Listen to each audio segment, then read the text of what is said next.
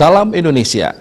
Anda menyaksikan berita terkini bersama saya Pradana Adiputra. Sebanyak 1.060.000 wisatawan mancanegara mengunjungi Indonesia pada periode Januari hingga Agustus 2021. Ini merupakan catatan Badan Pusat Statistik. Kunjungan Wisman ini masih rendah. Kunjungan Wisman sangat berpengaruh terhadap perekonomian, terutama bagi daerah yang mengandalkan pariwisata sebagai penggeraknya.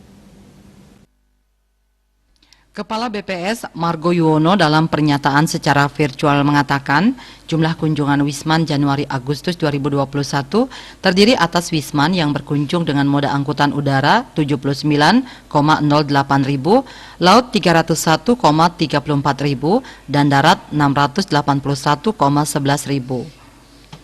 Sementara jumlah kunjungan Wisman ke Indonesia pada Agustus 2021 mencapai 127.310 kunjungan atau turun 21,19% dibandingkan Agustus 2020 yang mencapai 161,55 ribu kunjungan.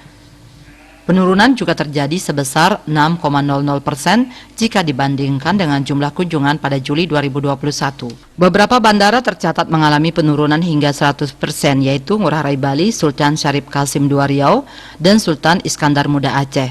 Sebaliknya, Bandara Sultan Badarudin II Sumatera Selatan dan Bandara Internasional Lombok mengalami peningkatan masing-masing 3.080% dari 15 kunjungan menjadi 477 kunjungan dan 1.200% dari 2 kunjungan menjadi 26 kunjungan. Wartawan Bali Pos melaporkan. Untuk mencegah penyebaran COVID-19, ingat pesan Ibu selalu terapkan 3M, wajib memakai masker, wajib mencuci tangan, dan wajib menjaga jarak, serta wajib menghindari kerumunan. Dengan penerapan perilaku 3M, Indonesia segera terbebas virus corona menuju Indonesia maju.